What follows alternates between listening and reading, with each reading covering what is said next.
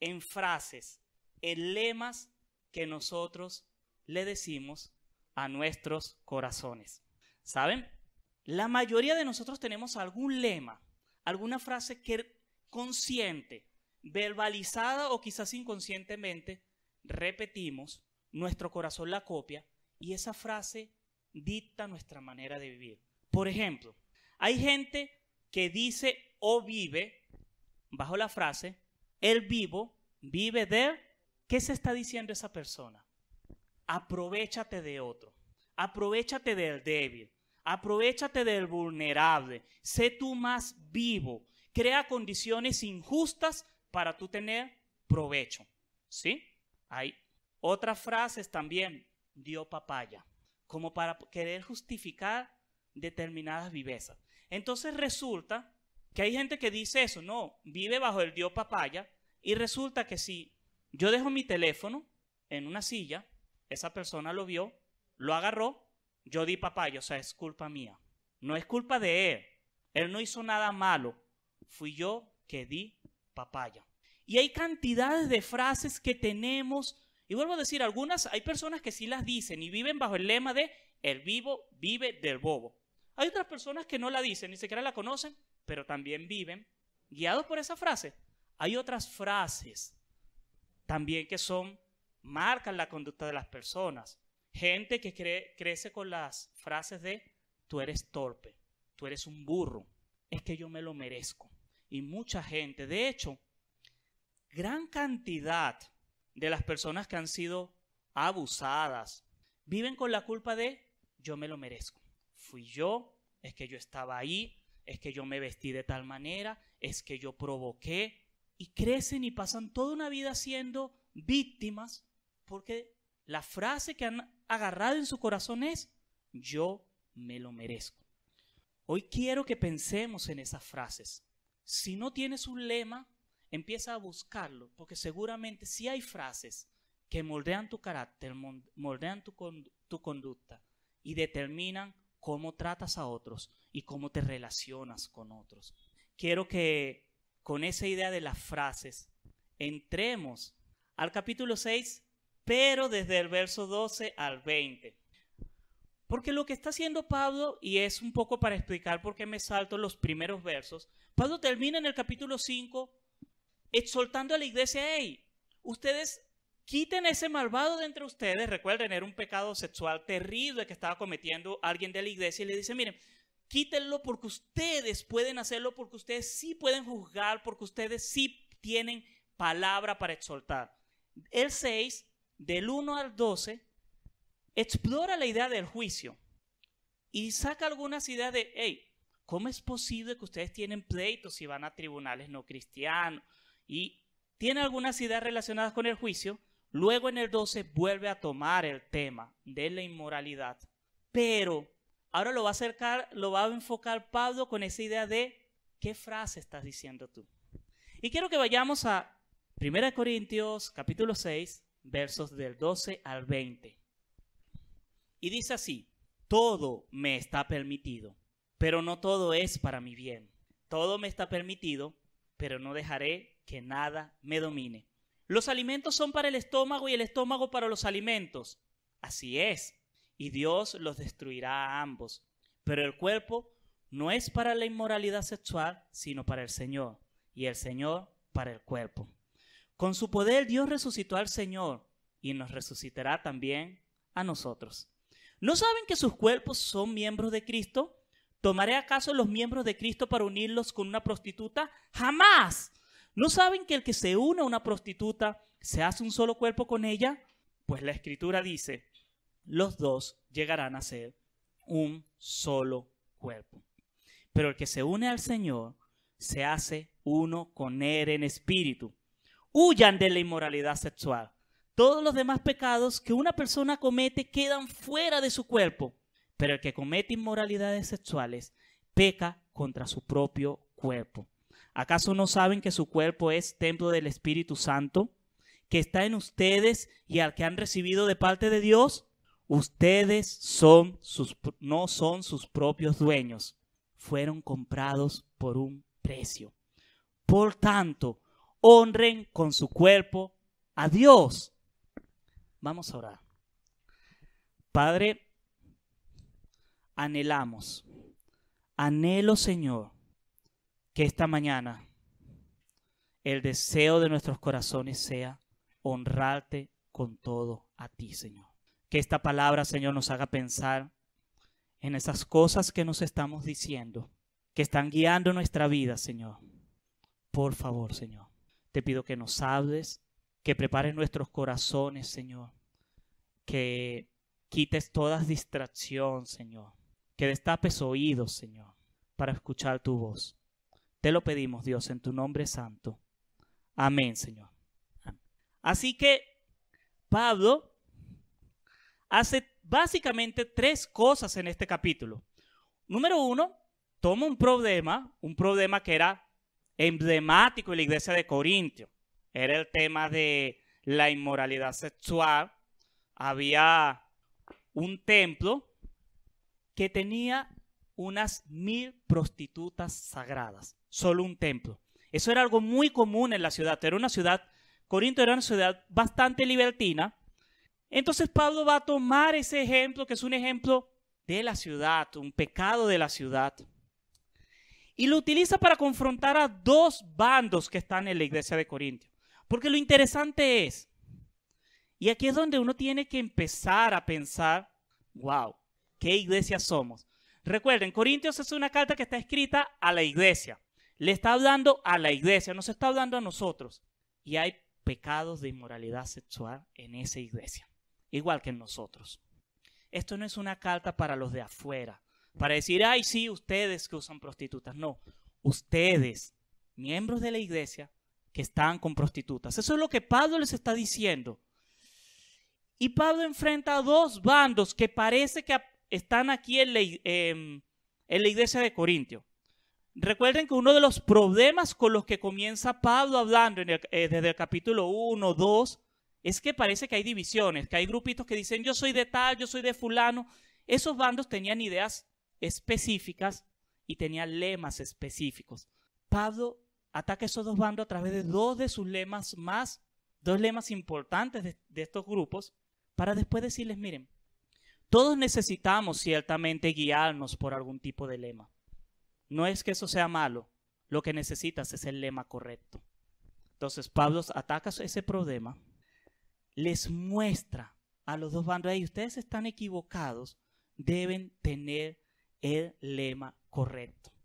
Básicamente lo que Pablo dice en estos 8 versos es, tu vida se debe ser guiada por un lema que hable, que proclame, que grita a tu corazón el evangelio, para que no caigas en 2 extremos, que son religiosidad o irreligiosidad. De eso es de lo que quiero conversarles en este tiempo. De eso es de lo que quiero hablar. Entonces vamos a empezar primero por los lemas falsos que aparecen aquí, que guiaban el corazón de esta iglesia. Fíjense, los que están leyendo en NBI van a ver que el verso 12 tiene 2 frases y el verso 13 tiene una. Dice, todo me está permitido y todo me está permitido. Lo repite 2 veces y Pablo le añade, pero no dejaré que me domine. Esa frase está entre comillas. Y en el 13 dice, los alimentos son para el estómago y el estómago para los alimentos. Se cree que esas frases son lemas de la iglesia y describen a los 2 bandos. Los que dicen, todo me está permitido, son los irreligiosos. Son los que dicen, yo soy libre en Cristo, yo puedo hacer lo que me dé la gana. Yo tengo libertad para vivir, yo tengo libertad para explorar. Son los que quieren vivir la fe sin ataduras y dicen, seguramente lo han oído, no, yo no sigo una religión, yo tengo es una relación. Entonces esa relación yo la defino. Y en esa relación yo defino qué obedezco y qué no obedezco. Entonces como lo mío no es una religión, sino una religión, yo voy a la iglesia cuando yo quiera, de la forma que yo quiera. Yo leo lo que yo quiera y yo opino como yo quiera y yo vivo como yo quiera. Eso es un irreligioso. Básicamente el que dice es que yo debo explorar y probar por mí mismo. Y sí, podemos pintar eso con mucha filosofía y mucha madurez y uno dice, oh sí, es cierto. la mejor manera de crecer es experimentar uno mismo. ¿En serio? Entonces yo para saber que la droga es mala, ¿debo consumir droga? Yo para saber que conducir ebrio es malo, ¿debo conducir ebrio y tener un accidente para poder decir eso es malo? Ese es un pensamiento un poco absurdo. Y había una parte de la iglesia que decía eso, y era esta iglesia que decía, no, como todo es lícito, como yo puedo hacerlo todo, como todo me está permitido, entonces yo puedo usar una prostituta sagrada. Porque lo importante es satisfacerme. Lo importante es que yo no viva reprimido, porque la religión reprime. Entonces yo oigo lo que yo quiera y yo hago lo que yo quiera. La iglesia hoy vive mucho de esa irreligiosidad. Lo podemos ver en el grado de compromiso con las disciplinas espirituales. ¿Cuántos leen hoy la Biblia sistemáticamente? Que dicen, yo tengo tantos capítulos que leo al día. ¿Cuántos están comprometidos y dicen, yo quiero ir todos los domingos a adorar a Dios y quiero luchar y hacer todo lo posible para que no hayan excusas que me lo impidan? ¿Cuántos dicen, yo quiero obedecer la palabra de Dios y no le voy a hacer caso a la cultura, no le voy a hacer caso a lo que me dicen otros? ¿Cuántos caminan en esas disciplinas? Practican la confesión, la rendición de cuentas, oran regularmente. ¿Cuántas familias hacen lo que en los tiempos, hace mucho, mucho tiempo atrás, de mi adolescencia llamaban el altar familiar? Que se reúnen los padres con los hijos y tienen un tiempo de devoción, de oración. ¿Cuántas familias cumplen eso? Eso demuestra que hay mucha irreligiosidad en medio de nosotros. Y ese era el bando al que Pablo le está diciendo, bueno, tú dices ese lema, pues ese lema está equivocado. Y Pablo más adelante va a explicar por qué ese lema está equivocado. En el verso 13 está el otro grupo. Los alimentos son para el estómago y el estómago para los alimentos. Ese es el bando de los religiosos.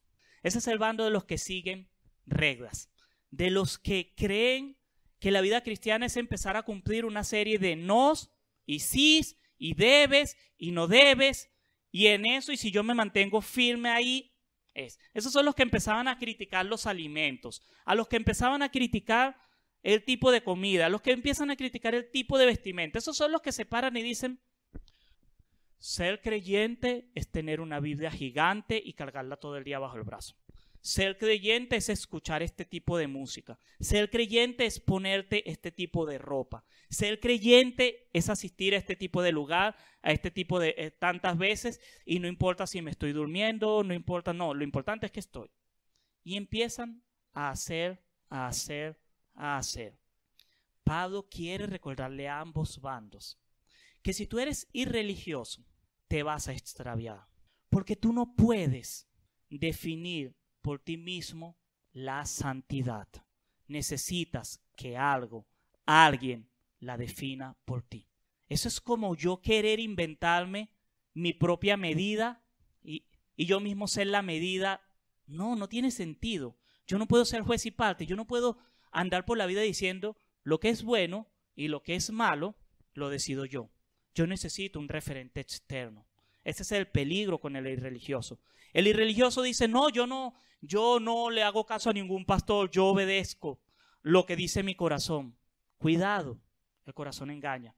No, yo lo razono y yo le meto la cabeza y yo soy estudioso. Cuidado, porque necesitas ser enseñado, porque aún el razonamiento te puede extraviar. El irreligioso se puede extraviar. Pero el religioso también. Porque si tú estás centrado en creer que la santidad es cumplir una cantidad de cosas, puedes también extraviarte. Puedes terminar siendo como el hijo mayor de la parábola del hijo pródigo en Lucas 15. Que el tipo estaba ahí, servía al padre, lo acompañaba, pero no estaba cerca del padre. Tú puedes venir todos los domingos a la iglesia y tener tu corazón en el infierno. Tú puedes asistir a todos los servicios y hacer todas las cosas, pero si tu corazón no está con Dios, estás siendo un religioso. Y saben, el problema es que los irreligiosos y los religiosos se condenan si no escuchan y siguen verdaderamente a Dios. Así que si tus frases son, yo hago lo que yo quiero, yo sigo mi corazón, y todas esas frases de religiosidad, empieza a evaluarlas. Pero si tus frases son, yo soy salvo. ¿Y por qué eres salvo? Porque yo voy todos los domingos a la iglesia, porque yo diezmo, porque yo hago el bien, porque yo no he hecho daño. Ten cuidado, porque quizás estás caminando y te estás programando a tener un corazón religioso. Pablo presenta a estos dos grupos. Le dice, hey, ustedes, los que creen que todo se puede y los que quieren tener todas las cosas controladas y los que quieren creer que pueden alcanzar salvación por cumplir reglas, tengan cuidado. Y les saca el ejemplo típico del momento, digamos el pecado típico de Corintios, el tema de la prostitución. Porque aquí Pablo toma un pecado grande para explicar algo que es un principio general para entender nuestro corazón. Y lo hace a través de un silogismo. ¿Sabes lo que es un silogismo? Un silogismo es una manera de presentar un argumento compuesto de 3 partes. 2 premisas que van a conducir a una tercera premisa que es conclusiva. Y Pablo lo toma para explicar esto. Ya van a quedaron en lo mismo, yo sé, pero ya oraciones, argumentos, frases. 3 frases. Y esas frases terminan con un argumento, con una frase que concluye sobre la base de las 2 anteriores. Y para entender bien la idea del silogismo, vamos a leer del 13 en adelante. Dice, de la mitad del 13. Pero el cuerpo no es para la inmoralidad sexual, sino para el Señor y el Señor para el cuerpo. Esa es la primera frase. Con su poder Dios resucitó al Señor y nos resucitará también a nosotros. Continúa esa primera frase. Es decir, el cuerpo de ustedes es de Dios. Pero luego dice, ¿no saben que sus cuerpos son miembros de Cristo mismo? ¿Tomaré acaso los miembros de Cristo para unirlos con una prostituta? Jamás. ¿No saben que el que se une a una prostituta se hace un solo cuerpo con ella? Pues la Escritura dice, los 2 llegarán a ser un solo cuerpo. Y finalmente, esa es la segunda frase, la tercera es la del 17. Pero el que se une al Señor se hace uno con Él en espíritu. Es decir, les está diciendo, ya va. Es que el problema es que el cuerpo de ustedes es de Dios. Y es tan importante que así como Dios resucitó el cuerpo de su Hijo, hizo un cuerpo santo, va a ser con el cuerpo de ustedes. Esa es la primera frase. Eres de Dios, tu cuerpo es de Dios. La segunda frase dice, pero más aún, ¿saben que aquello con lo que tú unes tu cuerpo, te haces con él uno? Y toma el ejemplo del matrimonio. Dice, la palabra dice, y llegarán a ser un solo cuerpo. Entonces, cuidado con a qué te estás uniendo, a qué le estás entregando tu cuerpo, qué le estás entregando tu vida. Y luego dice, y esa es la conclusión, pero el que se une al Señor se hace con él un solo cuerpo. Se hace un espíritu con él. Entonces les dice, y aquí está el silogismo, frase 1, el cuerpo de ustedes pertenece a Dios y Dios lo va a transformar. Si ustedes se unen a una prostituta, se hacen una con ella. Si ustedes se unen a Dios, se hacen uno con Él. Y la frase es, la conclusión, la tercera frase es, porque ustedes, si están unidos a Dios, son uno con Él. Y aquí viene entonces la pregunta, no puedes estar unido a Dios y al pecado. O estás unido con uno, o estás unido con el otro. No puedes estar con ambos. No puedes estar en esa incoherencia. Tienes que tomar una decisión. Y esa es la idea que Pablo les está diciendo aquí. Él está tomando un pecado que quizás no todos practicaban. Pero las verdades que él está explicando aquí sí aplican para todos. Y es otra vez. Si eres creyente, tu cuerpo es tan valioso como el cuerpo de Cristo. Dios lo va a resucitar al igual que resucitó a Cristo.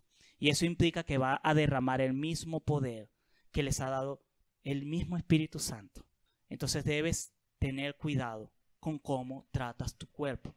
Pero también es el recordatorio, ¿Sabes que aquello a lo que tú le dedicas tu cuerpo, aquello a lo que tú te dedicas, aquello en lo que inviertes tu vida, forma a ser parte de ti? ¿Pasas a ser uno con eso? Si tú le entregas tu cuerpo a la avaricia va a dominar tu vida. Y por eso se les dice a uno, eres un avaro. Y él dice entonces, si estás con Dios, eres uno con Él. Y no puedes compartir pecado con Dios. Tienes que decidir. Es por eso que al final termina diciendo, huyan de la inmoralidad, todos los demás pecados que una persona comete quedan fuera del cuerpo. Y continúa, peca contra su propio cuerpo, pero en el 19 dice, ¿acaso no saben que su cuerpo es templo del Espíritu Santo? O vive el Espíritu Santo en ti, o no vive. El Espíritu Santo en eso es egoísta. Él no tiene esa modalidad de compartir habitación. Él no comparte la casa. O Él llena tu vida, o no le llenas. O sea, no puedes moverte en esa ambigüedad. Y ese es el mensaje que le está diciendo a ellos. Ustedes no pueden. O sea, sencillamente no pueden decir, compartimos con prostitutas y después vamos a la iglesia. Un verdadero cristiano no podría vivir en esa incoherencia. Entonces, Pablo les ha recordado, hay dos bandos, hay dos maneras de programarnos. Decirnos que podemos hacer todo o decirnos que no podemos hacer nada e intentar vivir en nuestra justicia. Les recuerda, miren, no, la cosa es más profunda que simplemente reglas de vida. Debe haber algo, una frase que te hable del evangelio y que diga cómo llevar la vida. Y eso es lo que termina diciendo al final del verso 19. Y esa frase que quiero que tengas presente para que empieces a ponerla en esos lugares donde la frase de el vivo vive del bobo, o yo siempre puedo, o yo me lo merezco, empieza a ser la frase que le habla a tu corazón del evangelio. Y es el final del verso 19. Ustedes no son sus propios dueños. Fueron comprados por un precio. Por tanto, honren con su cuerpo a Dios. Como creyente, en vez de estar pensando en qué reglas debes cumplir y cuáles reglas no debes cumplir, en vez de estar haciendo una lista de las cosas que puedes hacer o estarte dando palabras de aliento para decir yo todo lo puedo, yo soy libre, yo te propongo que pienses en estas tres cosas que Pablo dice en estos dos versos como la frase del evangelio que debería estar en tu corazón. La primera, ahora tú eres de Dios.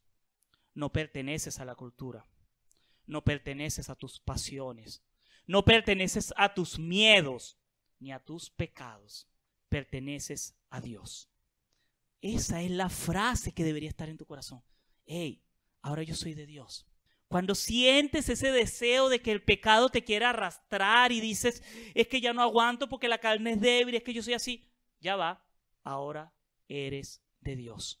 No puedes usar un cuerpo que es de Dios para hacer lo que a ti te da la gana.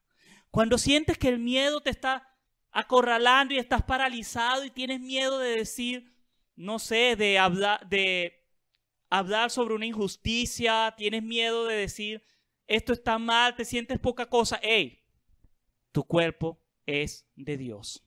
Ya no es del miedo, ya no es del temor, ya no es de lo que quieran y hayan dicho de ti.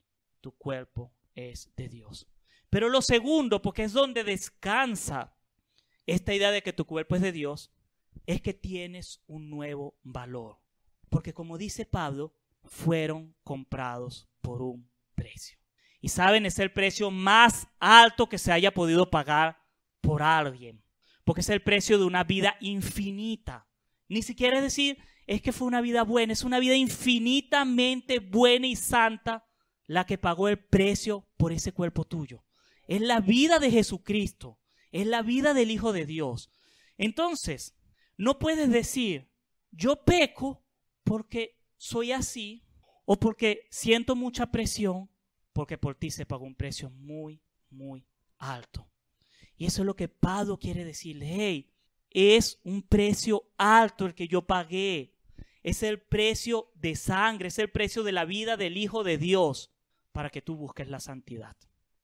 Finalmente, tu frase debería decir, hey, ya yo no puedo dejarme llevar por el pecado. Ya yo no puedo pecar. Ya yo no debo pecar. Ya yo no quiero pecar. Porque mi cuerpo es de Dios. Porque vivo para Él. Porque Él pagó el precio más alto por mí. Y porque tiene su nuevo propósito. Por tanto, honren con su cuerpo a Dios. El cristiano vive para la gloria de Dios. Vives para glorificar a Dios. No vives para ser feliz en la tierra, para cumplir tus sueños, para el libre desarrollo de la personalidad. Vives para la gloria de Dios. Y lo interesante de eso es que cuando tú pones tu corazón y tu vida en decir, quiero vivir para la gloria de Dios, vas a empezar a ser libre, pleno, con propósito, feliz, santo, porque ese es tu diseño. Porque todos fuimos diseñados para darle la gloria a Dios. Y el pecado nos apartó de eso. No es que ese es un propósito nuevo. No, es volver al propósito para el cual fuimos hechos. Así que no te dejes engañar. ¿Quieres ser feliz? Busca la gloria de Dios. ¿Quieres ser santo? Busca la gloria de Dios. ¿Quieres tener paz? Busca la gloria de Dios. La mejor manera de perderte en la vida es buscar cualquier otra cosa que no sea la gloria de Dios. La gente se pierde buscando la felicidad y llega a la cima de tenerlo todo y se tienen que pegar un tiro en la cabeza, amargados y frustrados. La gente se mata la vida buscando el conocimiento y cuando tienen conocimiento dicen, no era suficiente.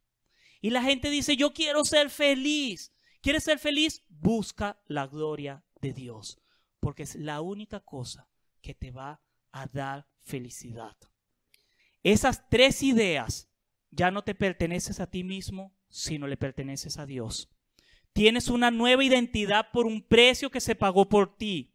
Y tienes un nuevo propósito que es honrar a Dios. Van a ser de hecho la clave, y les dejo esa tarea para que entiendan el capítulo 7. Porque el capítulo 7 es una serie de instrucciones sobre el matrimonio, sobre la soltería, sobre la viudez. Y pareciese que es contradictorio si lo intento de entender desde la religiosidad o la libertad. Porque dice del matrimonio, hey, está bien si te casas, pero si no te casas también está bien. Y uno dice, bueno, entonces, ¿sí o no? Bien, está bien que estés soltero, pero si te quieres casar está bien. Entonces, ¿cuál es el asunto? El asunto es que Pablo les está recordando, miren, es que el problema no es si estás casado o estás soltero, si tienes hijos, si no tienes hijos, si eres pobre o eres rico. El problema es de quién es tu cuerpo, bajo qué precio pagas, vives, qué identidad tienes, qué valor te das. Te das el valor del mundo, el valor de la sangre de Cristo. ¿Y para qué vives? ¿Para quién honras? Quiero terminar dándoles una ilustración de cómo se vería una iglesia que entiende estas cosas. Vivir para la gloria de Dios, porque su vida no es suya, sino pertenece a Dios y fue comprada con sangre. ¿Alguno de ustedes alguna vez ha hecho una cadena de oración? ¿Sí? ¿De cuánto? ¿De cuánto tiempo? ¿7 días? ¿40 días? Hace mucho tiempo, un hombre llamado Sindelsorf, un conde, quiso en sus tierras que su iglesia fuese santa e invitó a un predicador. Y ese predicador empezó a predicarles y hubo un avivamiento. Esta iglesia hizo una cadena de oración de 100 años. 100 años ininterrumpidos orando. Oraron durante 100 años porque entendieron que sus cuerpos eran de Dios y que el precio había sido tan alto que valía la pena sacrificarse y hacer algo que le diese toda la gloria a Dios. Estoy hablando de los moravos, un ejemplo de santidad. O sea, es una historia fascinante. Ellos vivieron el evangelio con una pasión y un amor, todo para darle la gloria a Dios, que se entregaron. Y para mí una de las cosas más hermosas de ellos es, en el tiempo de la esclavitud, cuando se comercializaba con gente, 2 jóvenes de la iglesia morava oyeron que había una isla en el mar Caribe donde habían esclavos que eran maltratados y no conocían de Dios, vivían sin esperanza en medio del sufrimiento. Y estos dos jóvenes dijeron, yo quiero predicarles el evangelio. Yo quiero dejar todo por ir a compartirles la gracia que yo creo. Pero les dijeron, hay un problema. En esta isla solo pueden entrar esclavos. Es una isla de esclavos, solo de mercancía humana. No puedes ir a predicar. ¿Saben qué hicieron estos dos jóvenes? Se vendieron como esclavos. Decidieron renunciar a su libertad, venderse como esclavos, ser víctimas como esos esclavos, sufrir eso. Porque ellos tenían una frase, los moravos decían, que mi vida honre el sacrificio que el Cordero pagó por mí. Esa era la frase que movía a la iglesia morava. Decía, que mi vida honre su sacrificio. No que mi vida honre mis capacidades, no que mi vida honre la cultura, no que mi vida honre el intelecto, que mi vida honre su sacrificio. Y eso significa, mi vida no es más importante que la honra de Dios. No se sabe qué pasó con estos jóvenes. Probablemente murieron, probablemente terminaron siendo esclavos y murieron de enfermedades o eso. Pero ellos dijeron el día que partieron esa frase y decían, mi libertad no vale nada con tal de honrar a mi Señor. Eso es una iglesia que entiende para quién vive, cuánto se pagó por ella y a quién debe darle la honra. Esas deberían ser las frases que tú deberías tener en tu corazón. Frases que te recuerden a quién le perteneces, cuánto vales para Dios, qué precio pagó Él por ti y cuál debe ser el propósito de tu vida. Y lo más maravilloso es que yo estoy convencido que esos dos jóvenes que se vendieron como esclavos murieron siendo de las personas más libres que puede haber. Que las personas que dicen, yo renuncio a mi ira, son las personas que más van a ver la justicia de Dios. Que la persona que dice, yo renuncio a mi egoísmo, son las personas que más van a ver la provisión y la abundancia de Dios. Que las personas que dicen, yo renuncio a mis planes, yo renuncio a mis metas, son las personas que van a alcanzar mayores propósitos en Dios. Son las que van a alcanzar mayor felicidad, porque entienden que lo que tú le debes decir a tu corazón es el evangelio. Ese evangelio que dice, Dios pagó un alto precio por ti, por eso tú le perteneces a Él y debes vivir para su gloria y su honra. Vamos a terminar orando, pidiéndole a Dios que nos enseñe a predicarnos ese evangelio, que nos recuerda no solo su sacrificio, sino la razón de ese sacrificio para nosotros. Padre, esta mañana, Señor, queremos pedirte perdón, Señor, si hemos atesorado en nuestro corazón, Señor, palabras que nos alejan, que nos pierden de ti, Señor. Si nos hemos dicho cosas como, no lo merezco, Señor, o yo soy así, o debo aprovecharme, Señor. Y con eso queremos justificar pecados, frialdad espiritual, tibieza en nuestros corazones, Señor. Perdónanos, Señor. Ayúdanos, Señor, a cambiar y decirnos a nuestros corazones la verdad, Señor, que ya no nos pertenecemos a nosotros mismos, somos tuyos. Y somos tuyos porque tú pagaste el precio más alto, el precio más costoso, el precio más completo, un precio que no nos deja excusas. Tú pagaste con la vida de tu Hijo por nosotros, Señor. Señor, ayúdanos a entenderlo, para que también entendamos que nuestro propósito debería ser honrarte a ti, Señor. Que nuestros corazones, nuestras vidas deberían vivir para ver tu honra y tu gloria, Señor, sin importarnos los demás, Señor. Perdónanos, Señor, porque hemos renunciado a darte la gloria a ti, Señor, para seguir nuestro ego, nuestra vanidad, nuestra ira, nuestros temores. Aún, Señor, cosas buenas como deseos de justicia o de hacer algo bueno, Señor. Y nos olvidamos de que deberíamos vivir para darte la gloria y la honra a ti, Señor. Ayúdanos, Señor, a tener un corazón que te busque. Muéstranos, Señor, aun si no lo hemos visto aún, muéstranos esas frases, esos lemas, Señor, como tenía esta iglesia con los que justificaba sus pecados, Señor. Muéstranos esas cosas que nos hemos repetido durante años y que han hecho que tengamos y vivamos un cristianismo distorsionado, Señor. Por favor, Señor, ayúdanos, Señor, a vivir, Señor, aferrados a esas verdades. Te pertenecemos. Tú pagaste por nosotros, Señor, y nuestra vida debería ser para tu honra y tu gloria. Te lo pedimos, oh Dios. Amén, Señor.